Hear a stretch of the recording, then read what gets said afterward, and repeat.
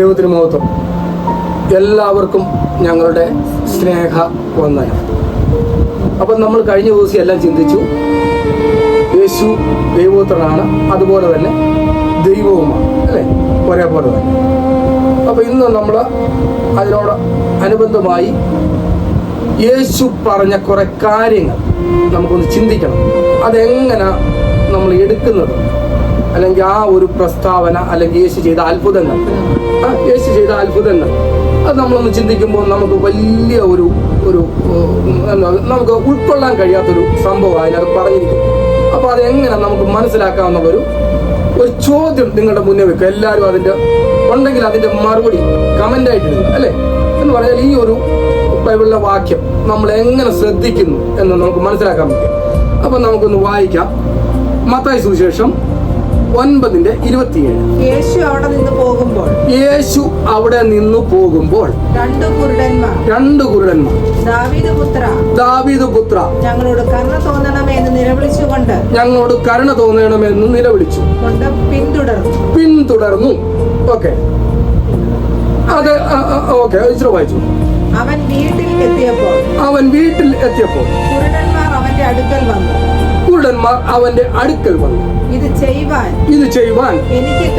എനിക്ക് കഴിയും എന്ന് വിശ്വസിക്കുന്നുവോ എന്ന് യേശു ചോദിച്ചതിന് ഊവ് കർത്താവേ എന്ന് അവർ പറഞ്ഞു. അപ്പൊ അതിനകത്തൊന്ന് ചിന്തിക്കേണ്ടത്, ഇവർ കുരുടരല്ലേ, കണ്ണ് കാണാത്തവരാ, അല്ലേ? അപ്പൊ അതിനകത്ത് ആദ്യത്തെ വാക്യത്തിൽ തന്നെ കാണുന്നു, എന്തുവാ? മത്തായി 9:27. യേശു അവിടെ നിന്ന് പോകുമ്പോൾ രണ്ട് കുരുടന്മാർ ദാവീദ് പുത്ര ഞങ്ങളോട് കരുണ തോന്നണമേ എന്ന് നിലവിളിച്ചു. അതൊന്നും സ്വാഭാവികമായിട്ട് കണ്ണ് കാണത്തില്ല. യേശു അങ്ങോട്ട് പോകുമ്പോൾ ഒന്ന്, അല്ലെങ്കിൽ മറ്റുള്ളവർ പോകുമ്പോൾ ഒന്ന് പറഞ്ഞു കാണും യേശുവാണ്. അപ്പൊ ഇവര് നിലവിളിച്ചു, അല്ലേ? യേശു കേട്ടിട്ട് നിലവിളിച്ചുകൊണ്ട് പിന്തുടർന്നു. അതെങ്ങനെ പിന്തുടരുന്നു? നമ്മളെല്ലാം നല്ലപോലെ വായിക്കുന്ന വാക്യം എന്തുവാ? യേശുവിന്റെ പുറകെ ഇവരെങ്ങനെ പിന്തുടർന്നു എന്നൊന്നും എനിക്ക് മനസ്സിലായില്ല. പക്ഷെ എനിക്ക് ദൈവാത്മാവ് അതിന്റെ കാര്യങ്ങൾ വെളിപ്പെടുത്തി തന്നു. ഞാനത് നിങ്ങളോടൊന്ന് ചോദിക്കുകയാണ്, എന്താണ് ഈ യേശുവിന്റെ പുറകെ ഈ കുരുടർ പോയത്? യേശുവിന്റെ പുറകെ ഈ കുരുടർക്ക് എങ്ങനെ പോയി? കണ്ണ് കാണാത്തവർക്ക് യേശുവിന്റെ പുറകെ എങ്ങനെ പോയത്? ആ കൂട്ടത്തിന്റെ നടുവിൽ പോയെന്ന് പറഞ്ഞാലും ഇടയ്ക്ക് വെച്ച് തട്ടുകയോ മുട്ടുകയോ ഒക്കെ ചെയ്യും. യേശുവിന്റെ കൂടെ പോയ എപ്പോഴും ആൾക്കാരുണ്ട്. അപ്പം എങ്ങനെ പിന്തുടർന്നു? യേശുവിന്റെ പുറകെ പിന്തുടർന്നു. കണ്ണ് കാണാത്ത നിലവിളിച്ചും കൊണ്ട് പിന്തുടർന്നു, അല്ലെ? നിലവിളിച്ചും കൊണ്ട് പിന്തുടർന്നു. അപ്പൊ എങ്ങനെ പിന്തുടർന്നു? സൗണ്ട് ഉണ്ടായിക്കൊണ്ട് അവർ പോയത്, നിലവിളിച്ചു, അല്ലെ? പക്ഷെ എങ്ങനെയാണ് പിന്തുടരുന്നുണ്ടെങ്കിൽ അവർക്ക് കാഴ്ച കിട്ടണം, കാണണം, അല്ലെ?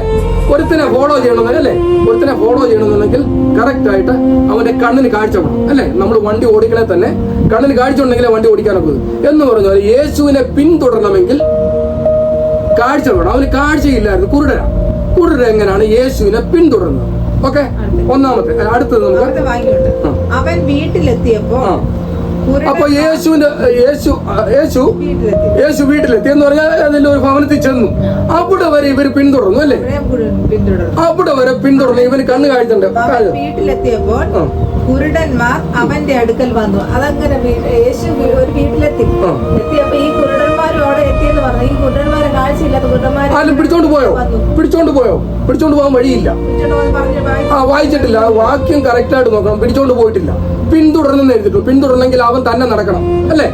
അപ്പം ഈ ഒരു സംഭവം നമ്മൾ ഒന്ന് ശ്രദ്ധിക്കാം. പിന്തുടരണമെങ്കിൽ അവന് കാഴ്ച ഉണ്ടോ ഇല്ലയോ? ആ ബൈബിൾ പറഞ്ഞിരിക്കുന്നത് തെറ്റാണോ ശരിയാണോ, അല്ലേ? എല്ലാവർക്കും ചോദ്യം ഉണ്ടാകുന്ന ഒരു വാക്യമാണ്, അല്ലേ? പിന്തുടർന്നു. ഇതിന്റെ വെളിപ്പാട് എന്താണെന്ന് നമുക്കൊന്ന് മനസ്സിലാക്കാം. അടുത്തത് നമുക്ക് വായിക്കാം. മർക്കോസ് 10:46. അവർ എരിഹോവിലെത്തി. പിന്നെ അവൻ ശിഷ്യന്മാരോടും വലിയ പുരുഷാരത്തോടും കൂടെ എരിഹോവിൽ നിന്ന് പുറപ്പെടുമ്പോൾ തിമായിയുടെ മകനായ ബർത്തിമായി എന്ന കുരുടനായ ഭിക്ഷക്കാരൻ വഴിയരികിൽ ഇരുന്നിരുന്നു. ഒന്ന് ശ്രദ്ധിക്കുക, അവന് ഭിക്ഷക്കാരനാണ്, കണ്ണ് കാണത്തില്ല, അല്ലെ? ആ ഭിക്ഷ അയച്ചുകൊണ്ടിരിക്കുക. ഓക്കെ, നസ്രയനായ യേശു എന്ന് കേട്ടിട്ട് നസ്രയനായ യേശു വരുന്നു എന്ന് കേട്ടിട്ട് അതുവഴി വരുന്ന ഇപ്പം യേശു വരുമ്പോ എന്തായാലും കുറെ പേര് കൂടുണ്ട്. അവര് സംസാരിച്ചാണോ ഇവൻ നിലവിളിച്ചപ്പം പറഞ്ഞു കാണും യേശു യേശു എന്ന് പറഞ്ഞു കാണും. അപ്പൊ ഇവന് യേശു വരുന്നെന്ന് അറിഞ്ഞിട്ട്, നസ്രയനായ യേശു വരുന്നെന്ന് അറിഞ്ഞിട്ട്, അവൻ ദാവീദ് പുത്ര യേശുവേ എന്നോട് കരുണ തോന്നണമേ എന്ന് നിലവിളിച്ചു തുടങ്ങി. എന്നോട് കരുണ തോന്നണമെന്ന് നിലവിളിച്ചു തുടങ്ങി. ഓക്കെ,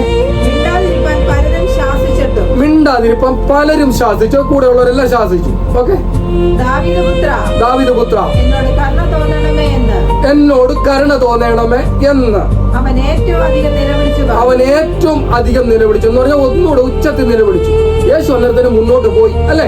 യേശു മുന്നോട്ട് പോയി. യേശു ശബ്ദം കേട്ടോ ഇല്ലയോ എന്നുള്ള അവിടെ നിൽക്കട്ടെ. യേശു അടുത്ത വന്നപ്പോഴാണ് ഇവൻ വിളിച്ചത്. അപ്പൊ ചെറിയ ശബ്ദത്തിലാണ് വിളിച്ചത്. അപ്പൊ ഈ ശബ്ദത്തിന്റെ കൂടെ ഒത്തിരി പേര് കൂടെ വരുമ്പോൾ ആരവം ഒക്കെ കാണും. യേശു അല്ലേ പോരുന്നത്, അന്നേരം സൗഖ്യമാക്കുന്ന കാണാനും ഒത്തിരി പേര് കാണും. അപ്പൊ ഇവൻ വന്നപ്പോ യേശു ആണെന്ന് മനസ്സിലായി. അവൻ വിളിച്ചു, ദാവീദ് പുത്ര എന്നോട് മനസ്സുണ്ടാകണം എന്ന് പറഞ്ഞു. അന്നേരം അവൻ വിളിച്ചു. യേശു കേട്ടോ ഇല്ലയോ എന്നുള്ള അവിടെ നിൽക്കട്ടെ. യേശു മുന്നോട്ട് നടന്നു. മുന്നോട്ട് കുറച്ചുകൂടെ വന്നപ്പോ ഇവന് മനസ്സിലായി യേശു മുന്നേ കടന്നുപോയി. ഇവനും ചെവി കേൾക്കാമല്ലോ, കണ്ണു കാണത്തിന് ചെവി കേൾക്കാം. അവൻ മുന്നോട്ട് നടന്നു പോയെന്ന് ഇവന് മനസ്സിലായി. ഇവൻ മനസ്സിലായപ്പോ ഒന്നുകൂടെ സൗണ്ട് കൂട്ടി.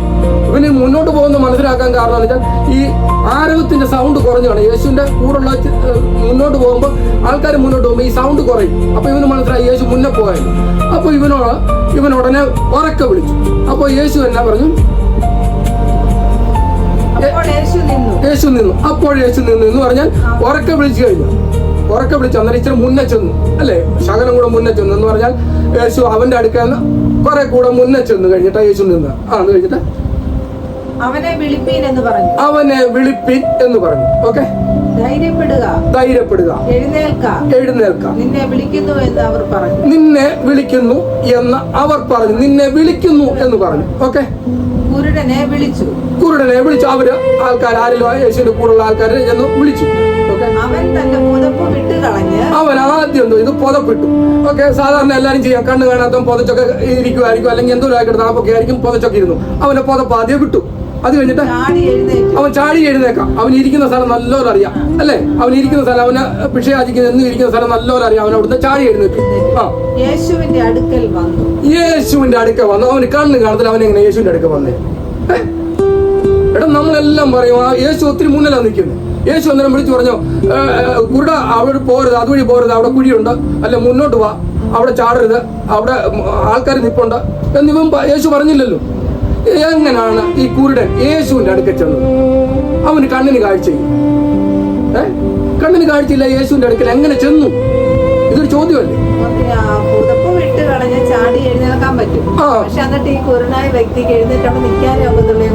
എങ്ങോട്ട് പോകണമെന്ന് അറിയത്തില്ല. അല്ലെ ആരെങ്കിലും പിടിച്ചോണ്ട് പോകാൻ എഴുതി വെക്കണം, അല്ലെങ്കിൽ ആരെങ്കിലും കണ്ണ് കാണുന്നവർ അവനെ കൊണ്ടുപോയി യേശുവിന്റെ അടുക്ക കൊണ്ട്. ഇതൊന്നും പറഞ്ഞിട്ടില്ല.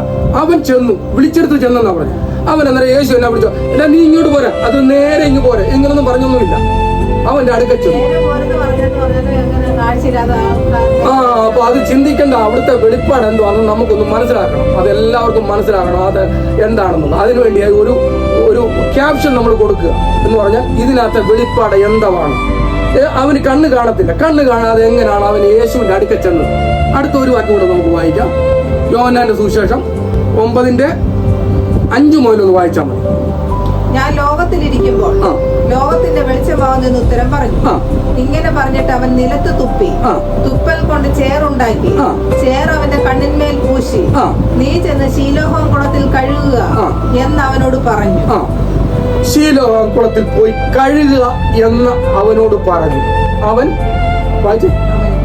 പോയി ശീലോഹം കുളത്തിൽ പോയി കഴുകി. അതെങ്ങനാ? കണ്ണ് കാണുന്നവനായി മടങ്ങി. അവന് കണ്ണ് കാണത്തില്ലായിരുന്നു. അവന്റെ മണ്ടയ്ക്ക് മുകളിലെ കണ്ണിന്റെ മുകളില് മണ്ണ് പുരട്ടി വെച്ചു എന്ന് പറഞ്ഞാൽ കണ്ണിന്റെ മുകളിൽ ചേറുണ്ടാക്കി കണ്ണിന്റെ മുകളിൽ വെച്ച് കഴിഞ്ഞാൽ പിന്നെ കണ്ണ് എങ്ങനെ കാണും? അവൻ പിന്നെ എങ്ങനെ ശീലോഹം കുളത്തിൽ പോയി കഴിഞ്ഞാൽ അവന് കഴുകാനൊക്കെ ഒത്തുള്ളൂ. ഈ മണ്ണ് പുരട്ടി കഴിഞ്ഞാൽ ശീലോഹം കുളത്തിൽ എങ്ങനെ അവൻ പോകുന്നു? നമുക്ക് നമ്മുടെ കണ്ണ് മറച്ചു പിടിച്ചു നമുക്ക് മുന്നോട്ട് പോകാനൊക്കെ പോകും. ഇവ ശീലോഹം കുളത്തിൽ പോയി കഴുകാനും പറഞ്ഞു. യേശു പറഞ്ഞു. എന്താ ശീലോഹം എന്ന വാക്കിന്റെ അർത്ഥം? അയക്കപ്പെടണമെന്നുണ്ടെങ്കിൽ അവന് കണ്ണ് കാണണം. അയക്കണമെന്നുണ്ടെങ്കിൽ അവന് കണ്ണ് കാണണം അല്ലേ? അപ്പൊ ഇവന്റെ കണ്ണ് മൊത്തം കെട്ടിവെച്ചിരിക്കും.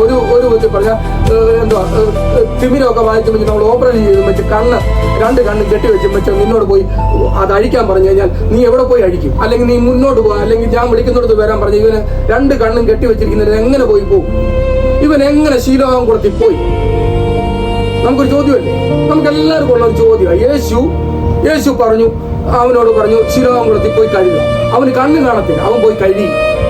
അവന് കണ്ണ് കാണാതെ എങ്ങനെ ആ ശീലോകാംകുളത്തിൽ പോയത്? അതുപോലെ തന്നെ കുരുടൻ യേശുവിനെ പിന്തുടർന്ന് ചെന്നു, അല്ലേ? എങ്ങനെ യേശുവിനെ പിന്തുടർന്ന്? അവന് കണ്ണ് കാണത്തില്ല, അല്ലേ?